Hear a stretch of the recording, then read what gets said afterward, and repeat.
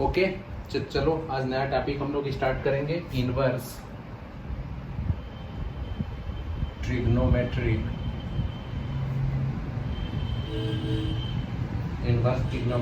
Functions. ठीक है, inverse trigonometric functions. ठीक है, चलो तो इनवर्स ट्रिग्नोमेट्रिक फंक्शन समझने के लिए सबसे पहले हम ये देखेंगे कि सिंपल केस हम देखेंगे इनवर्स फंक्शन का, कि किसी फंक्शन को हम इनवर्स फंक्शन कब बोलते हैं। ठीक है, तो सबसे पहले आप इसको राइट डाउन कर लो, inverse of a function, inverse of a function if inverse of a function f is denoted by ऐसे f इनवर्स। ठीक है, इनवर्स फंक्शन का ये पहले नोटेशन सीख लो कि इनवर्स फंक्शन को हम कैसे डिनोट करते हैं, ऐसे f इनवर्स से। ठीक है, चलो अब इसके बाद से लिख लो कि इनवर्स फंक्शन आपका ऐसे, इनवर्स फंक्शन एग्जिस्ट। ठीक है, ये कंसेप्ट जानना बहुत ज़रूरी है कि हमारा इनवर्स फंक्शन कब एग्जिस्ट करेगा। ठीक है, तो किसी भी फंक्शन का इनवर्स कब एग्जिस्ट करता है, जब आपका f क्या हो जाए, f is 1 1, f is 1 1 and on 2। ठीक, तो आपका f क्या हो जाए, 1 1 और ऑन 2 फंक्शन हो जाए, तभी उसका इनवर्स क्या करेगा, एग्जिस्ट करेगा। ठीक, तो जब भी आप इनवर्स फंक्शन पढ़ोगे तो ये चीज़ कंपलसरी है, ये एकदम ध्यान में देना कि अगर कोई भी फंक्शन इनवर्स फंक्शन है तो फंक्शन 100% क्या होगा, 1 1 और ऑन 2 होगा। अगर 1 1 और ऑन 2 कोई फंक्शन नहीं है, दैट मीन्स वो इनवर्स है ही नहीं। ठीक है, चलो ये हो गया इनवर्स होने की कंडीशन। लेकिन जो हम यहाँ पे पढ़ने जा रहे हैं इसमें सिर्फ बात करेंगे इनवर्स ट्रिग्नोमेट्रिक फंक्शन की। ठीक है, तो क्या अब यहाँ पे हमारा क्वेश्चन ये एराइज होता है कि क्या जो हमारा ट्रिग्नोमेट्रिक फंक्शन है वो कौन सा फंक्शन है, इनवर्स, ये ट्रिग्नोमेट्रिक फंक्शन क्या आपका 1 1 एंड ऑन 2, ठीक है, ऑन 2 फंक्शन होता है। चलो अब देखो, साइन फंक्शन को हमने लिया, ये R2 कहाँ से कहाँ जा रहा है, -1 to 1। अब हम यहाँ पे इसको चेक करेंगे कि ये 1 1 ऑन 2 का केस है कि नहीं। तो हम यहाँ पे मान लो कि यहाँ पे R में क्या ले लिए, π/2 पे चेक कर रहे हैं, तो हम यहाँ पे ये लिए π/2। ठीक, तो जब आप ऐसे जाओगे तो ये आपका क्या हो जाएगा, π/2 होगा। अगर हम फिर सेम पॉइंट पे, मान लो ये पॉइंट A है, फिर हम ऐसे जाएंगे इसी पॉइंट पे, तो यहाँ पे एंगल क्या हो जाएगा, -3π/2। क्या हो जाएगा आपका एंगल, -3π/2। इसका मतलब आप ये देखो, साइन π/2 भी आपका क्या है, साइन π/2 की भी वैल्यू क्या है आपकी 1 है, और साइन -3π/2 की भी वैल्यू क्या है 1 है। सेम वैल्यू आ रही है किस पे, π/2 और -3π/2 पे। अब ये कंसेप्ट आप सीख लो, ये 1 है, ये π/2 है और -3π/2, दोनों केस में ये क्या जा रहा है, 1 पे ही जा रहा है। तो क्या आपका ये 1 1 और ऑन 2 होगा, जल्दी बोलो, 1 1 और ऑन 2 फंक्शन होगा, ये रिप्लाई करो, जल्दी बोलो। नहीं होगा ना। तो इसका मतलब ये हो गया कि हमारा ट्रिग्नोमेट्रिक फंक्शन, अगर आप वो जनरल केस लोगे तो आपका 1 1 और ऑन 2 फंक्शन वो होगा ही नहीं। तो फिर हम पढ़ेंगे कैसे इसका इनवर्स ट्रिग्नोमेट्रिक फंक्शन, तो यही मेन कंसेप्ट है। तो अब हम करेंगे क्या कि जो भी हमारा ट्रिग्नोमेट्रिक फंक्शन है उसका अगर हमें इनवर्स पढ़ना होगा तो ट्रिग्नोमेट्रिक फंक्शन को हमें रिस्ट्रिक्ट करना होगा। किस लिए, किसी पर्टिकुलर वैल्यू के लिए जहाँ पे हमारा ट्रिग्नोमेट्रिक फंक्शन जो है क्या हो जाए, 1 1 और आपका क्या हो जाए, ऑन 2 हो जाए। इस खेल को समझो। तो हम करेंगे क्या, रिस्ट्रिक्ट। इसका रिस्ट्रिक्शन कर देंगे, किसके, ट्रिग्नोमेट्रिक फंक्शन के डोमेन रेंज में रिस्ट्रिक्शन करेंगे कि हम इसको यहाँ से यहाँ तक रखें जहाँ पे इसकी वैल्यू क्या हो जाए, वैल्यू लेने पे ये फंक्शन क्या हो जाए, 1 1 और ऑन 2 हो जाए। ठीक है, तो इसको आप राइट डाउन कर लो कि इसको आप कहाँ पे रिस्ट्रिक्ट करोगे। ठीक है, अब चलो लिख लो इसको, साइन फंक्शन का ही केस लेंगे। इफ वी रिस्ट्रिक्ट साइन के केस में लिख लो, if we restrict its domain, sine के केस में इट्स डोमेन, अब इसके हम डोमेन को कहाँ से कहाँ तक रिस्ट्रिक्ट कर दिए, -π/2 टू π/2, इसके डोमेन को हमने रिस्ट्रिक्ट कर दिया कहाँ से कहाँ तक, -π/2 टू π/2। देन इसको राइट डाउन कर लो और इसके रेंज को भी लिख लो, इसका रेंज क्या हो जाएगा, -1 to 1 लिख लो, और इसका रेंज क्या हो गया, -1 to 1, तब आपका ये हो जाएगा, then it becomes 1 1 and onto function. जो आपका ट्रिग्नोमेट्रिक फंक्शन, सिर्फ साइन का केस ले रहे हैं, इसको डिस्कस करेंगे, फिर ऐसे ही कास सबको डिफाइन, कास टैन सेक कोसेक जितने भी होते हैं 6 ट्रिग्नोमेट्रिक फंक्शन, उसको डिफाइन कर देंगे। तो हमारा क्या हो गया, ये इसको हमने रिस्ट्रिक्ट कर दिया कि हम इसकी डोमेन कहाँ से कहाँ तक लेके जाएंगे, -π/2 टू π/2, और इसकी रेंज क्या कर दिया, हम रिस्ट्रिक्शन कर दिए -1 to 1। तो आप देखो, जब आप इसको रिस्ट्रिक्ट कर दोगे कहाँ से कहाँ तक, -π/2 से π/2, यहाँ पे हो गया -π/2 टू π/2। अब इसके बीच में आप जो भी वैल्यू लोगे सबकी डिफरेंट वैल्यू आएगी। जैसे sin 45 लोगे तो उसकी वैल्यू कुछ और होगी, sin 30 की वैल्यू कुछ और होगी, सब भूल गया। चलो, तो इसको, ये हमारा हो गया प्रिंसिपल वैल्यू ब्रांच। ठीक है, चलो आप देखो, ये प्रिंसिपल वैल्यू ब्रांच हो गया। तो क्या और भी वैल्यूज होंगी जहाँ पे इसका रेंज -1 to 1 हो और फंक्शन क्या हो जाए, आपका 1 1 और ऑन 2 हो जाएगा।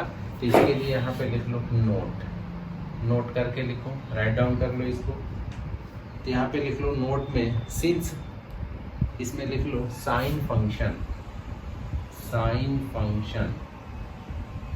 ठीक है, क्या लिखोगे, sine function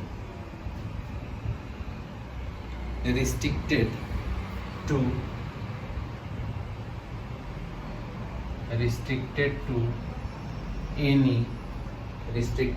any of the intervals,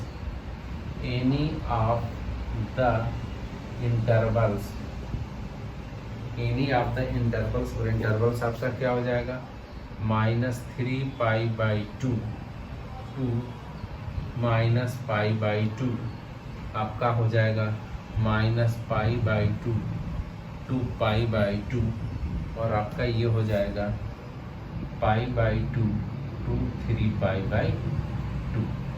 ठीक है, अब देखो रिस्ट्रिक्शन इसका, ये देख लो, sine function restricted to any of the intervals, जो हम यहाँ पे लिए, यहाँ पे भी आपका रेंज, इसमें भी आप देखोगे तो इसका रेंज -1 to 1 होगा, इसकी भी अगर आपने रेंज देखी तो -1 to 1 होगा, इसका भी रेंज आपका क्या हो जाएगा, -1 to 1 ही होगा। ठीक, तो तीनों केस में तो ऐसा नहीं है कि इस देखो इस इंटरवल के अंदर भी जो हमारा साइन फंक्शन होगा वो आपका क्या होगा, 1 1 और ऑन 2 होगा, और इस इंटरवल में भी होगा, इस इंटरवल में भी होगा, लेकिन बट आप इसको हमेशा क्या बोलोगे, ये हमारा होगा प्रिंसिपल वैल्यू ब्रांच। ठीक है, ध्यान देना, जब भी आप प्रिंसिपल वैल्यू निकालोगे तो इसी इंटरवल में लाई करेगा, लेकिन इनवर्स ट्रिग्नोमेट्रिक फंक्शन आपका यहाँ पे भी डिफाइन हो सकता है, यहाँ पे भी, यहाँ पे भी। तो अब इसके डोमेन और रेंज की बात करोगे तो इसका डोमेन ये भी हो सकता है, ये भी हो सकता है, ये भी हो सकता है, और रेंज तो इसका फिक्स है कहाँ से कहाँ तक, -1 to 1। तो इसको राइट डाउन कर लो सब लोग।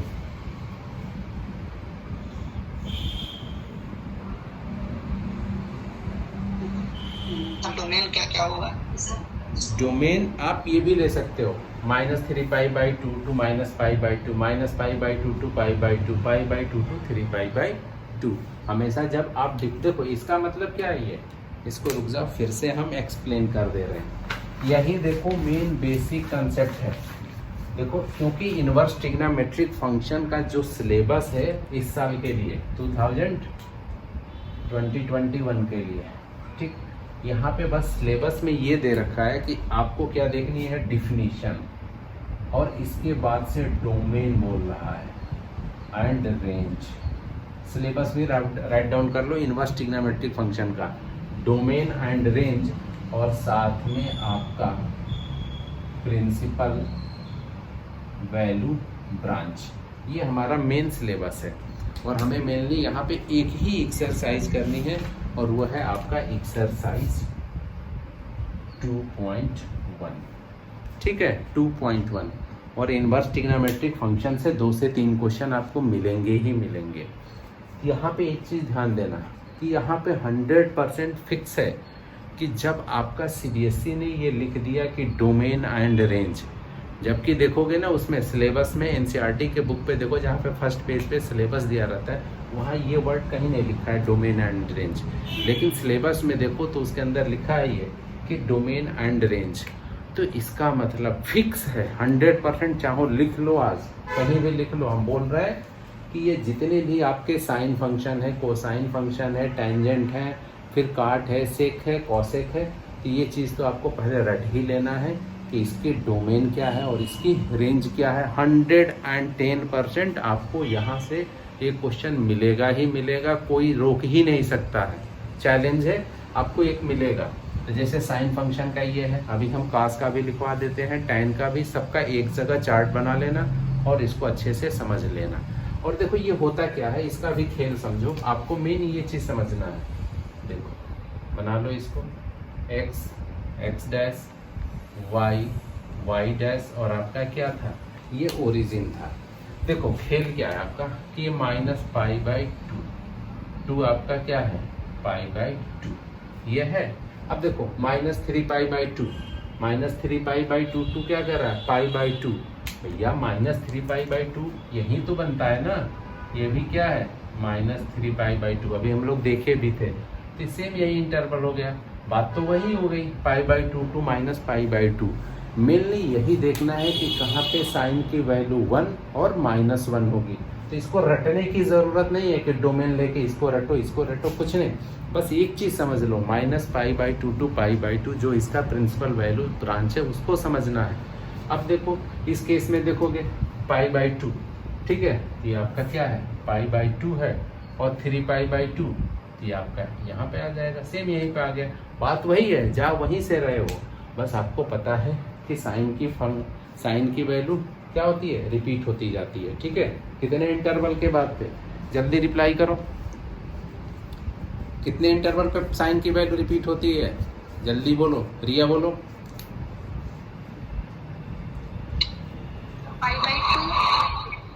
इंटरवल पे देखो, अच्छा चलो तुम यहाँ से चल के फिर यहाँ पे कितने डिग्री का एंगल का वो कर लोगी, 2π का ना, हर उस इंटरवल पे क्या होगा, ये वैल्यू इसकी रिपीट होती है। चलो ठीक है, तो ये कंसेप्ट समझ गए।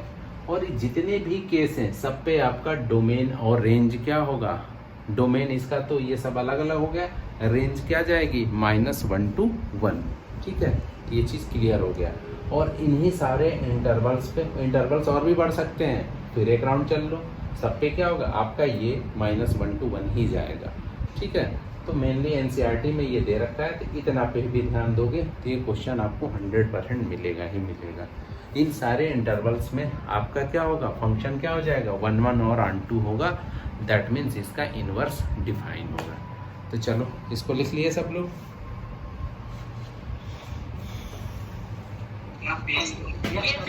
चलो अब नेक्स्ट लिख लेना कॉस इनवर्स।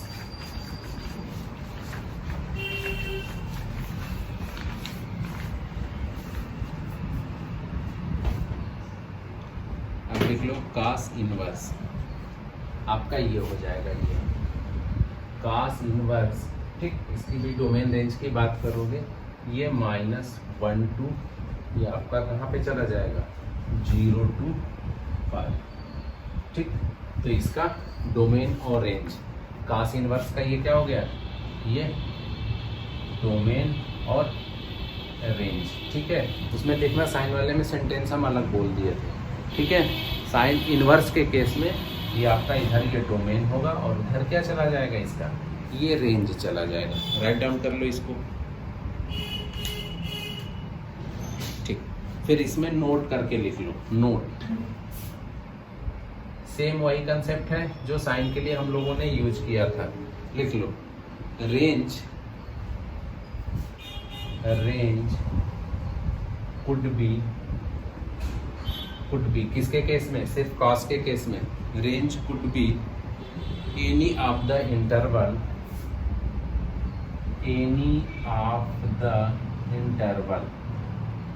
ठीक, एनी ऑफ द इंटरवल्स। आपका इंटरवल्स क्या हो जाएगा, -π to 0, -π to 0, फिर आपका हो जाएगा 0 to π और π to 2π,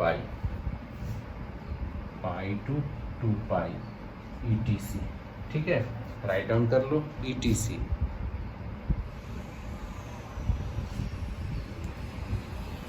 और आपका ये 0 to π है, इसको आप कौन सा ब्रांच बोलोगे,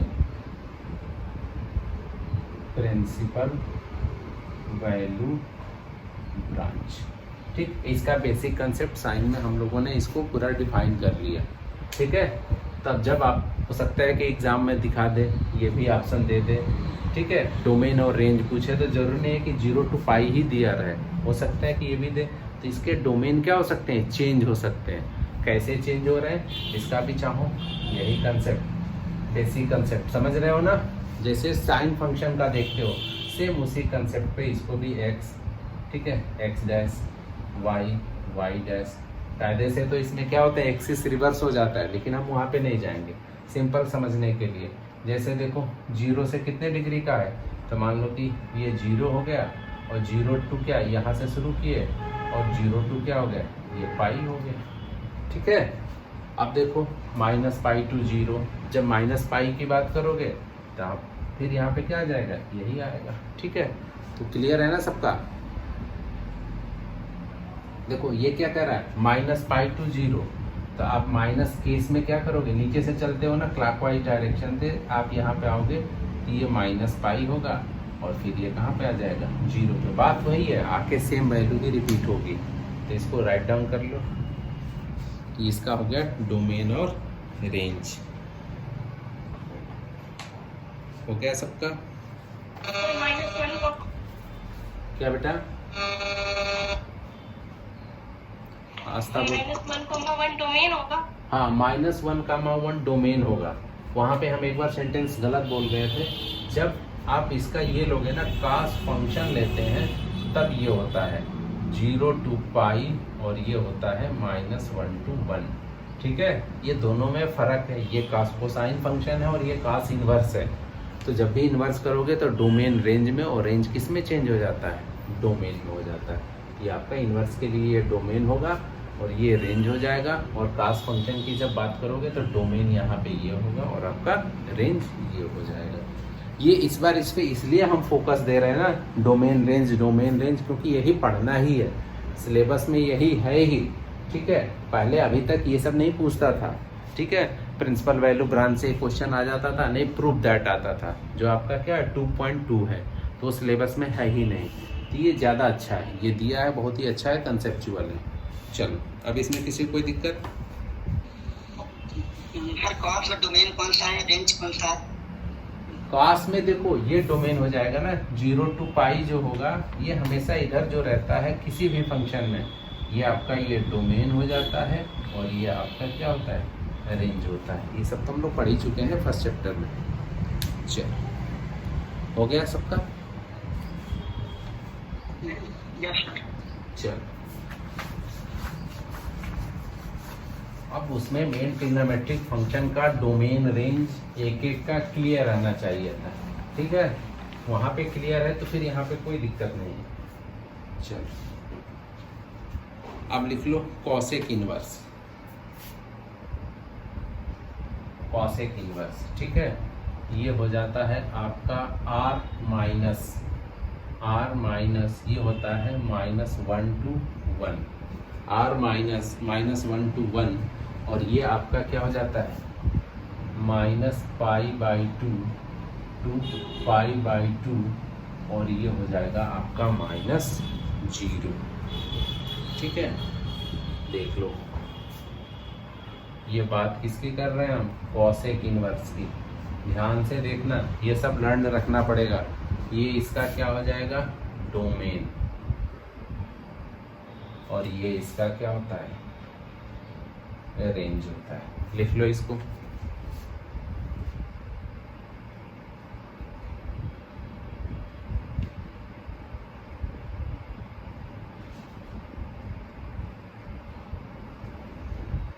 हो गया सबका?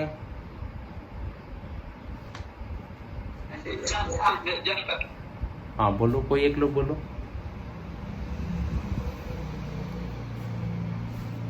बोलो क्या पूछ रहे थे?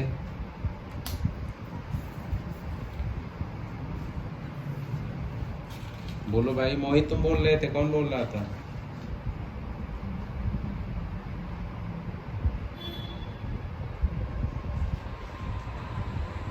हो गया सबका ये? Yes sir. चलो, इसको सब लोग राइट डाउन कर लो।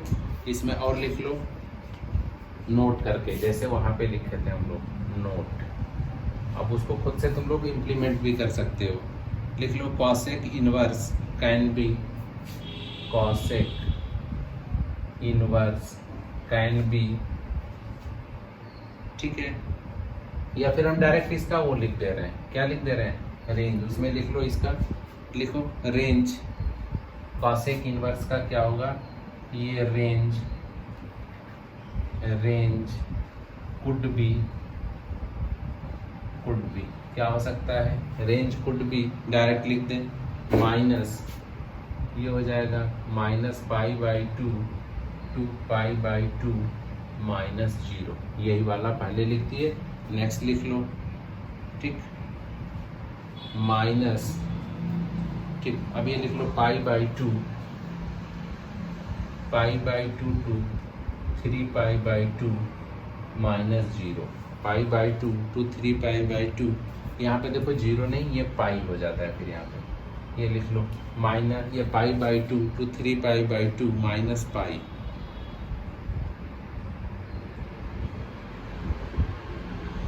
ठीक। और ये जो आपका होगा हमेशा ये प्रिंसिपल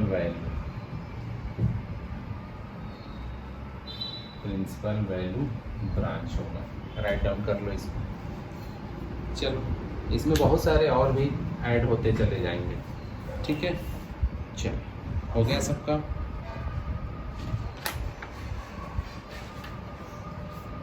यस सर।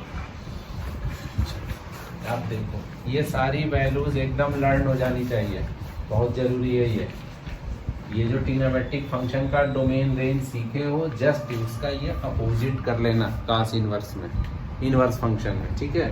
अब लिख लो सेक इनवर्स, ये क्या होता है, आर माइनस, ये क्या हो जाता है, आर माइनस, ये होता है -1 to 1, और ये कहाँ तक जाता है आपका, ठीक, 0 to π, ये हो जाता है 0 to π -π/2, 0 to π -π/2। ये आपका सेक इनवर्स का, ये इसका ये डोमेन हो जाएगा, और ये इसका क्या होगा, ये इसकी रेंज हो जाएगी। राइट डाउन कर लो डोमेन और रेंज।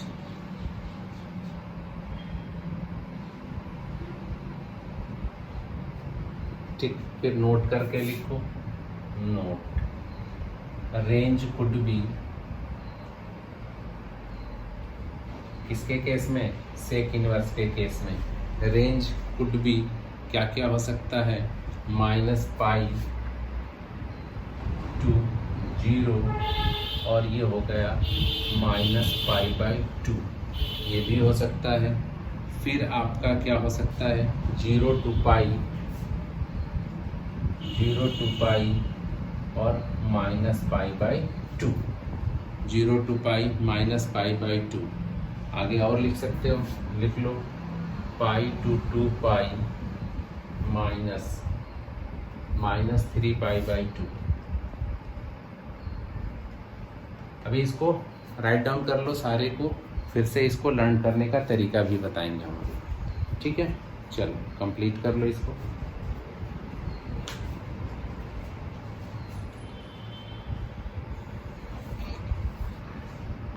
हो गया? Yes. Yes, sir. सेक के बाद से अब आ जाओ, क्या बच गया tan, ठीक है। लिख लो tan का डोमेन क्या होता है, जल्दी बताओ। tan फंक्शन का tan इनवर्स नहीं पूछ रहे हैं, tan फंक्शन कहाँ से कहाँ तक जाता है, डोमेन और रेंज इसकी बता दो जल्दी।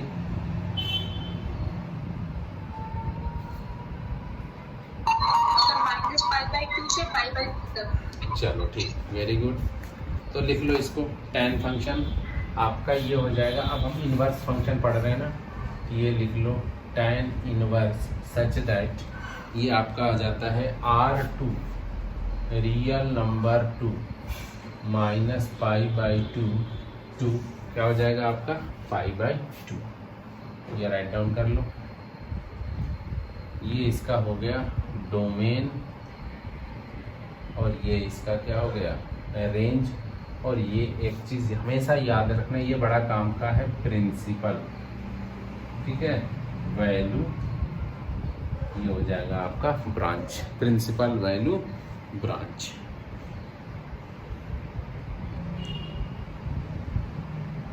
ठीक, नोट करके यहाँ भी लिख लो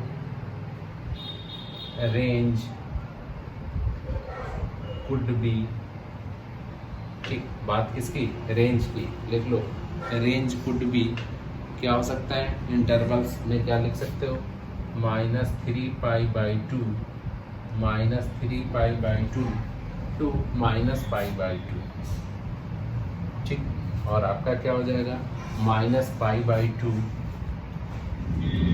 टू π/2 और नेक्स्ट वाला क्या हो जाएगा π/2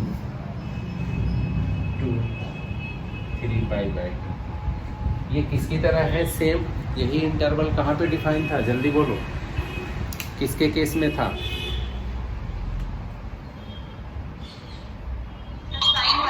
साइन वाले में। तो ठीक है, तो अगर आपने साइन लर्न कर लिया तो वही आपका tan का भी काम करेगा, ठीक है। इस चीज़ को ध्यान देना। चलो राइट डाउन कर लो सभी लोग। अब हमारा एक और बच गया, क्या, cot इनवर्स।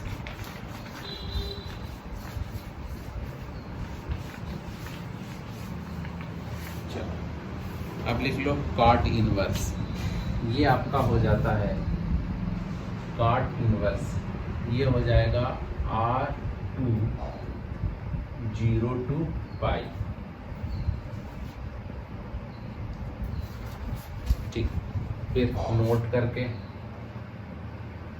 नोट में क्या लिख लोगे, सेम वही प्रोसेस जो ऊपर लिखते थे, इंटरवल्स कुड बी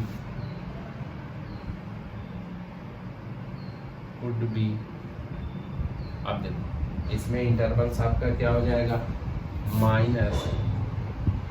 to 0 हो सकता है, 0 to π हो सकता है, और आपका क्या हो जाएगा π to 2π, और आपका क्या हो जाएगा PTC, ठीक। और भी इसके बहुत सारे इंटरवल्स बन जाएंगे, ठीक है। इसको हमेशा ध्यान रखना, ये इसका डोमेन, ये इसकी रेंज आपका, ये भी सारे हैं, ठीक है। और इसको हमेशा प्रिंसिपल वैल्यू ब्रांच, ये ज़्यादा इम्पॉर्टेंट है, ठीक है। चलो राइट डाउन कर लो।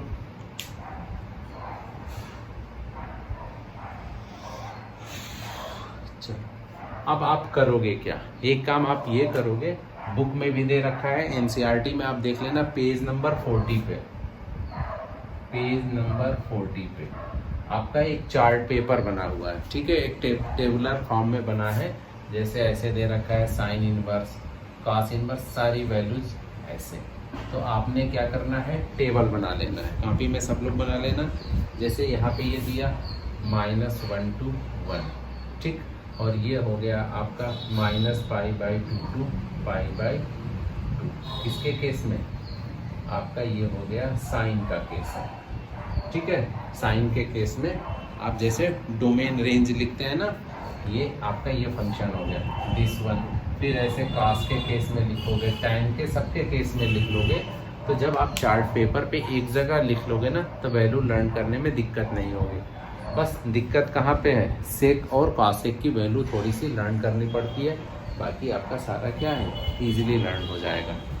और ये किसी भी तरीके से इसको आपको लर्न करना ही करना है, ठीक है। इन सबको क्या करना है, आपको लर्न करना ही करना है, क्योंकि आपका फिक्स है कि 100% ये फिक्स है कि आपको ये बोर्ड एग्ज़ाम में मिलेगा ही मिलेगा, ठीक है। तो इसमें ऐसा नहीं है कि इसको आप छोड़ के जा सकते हो।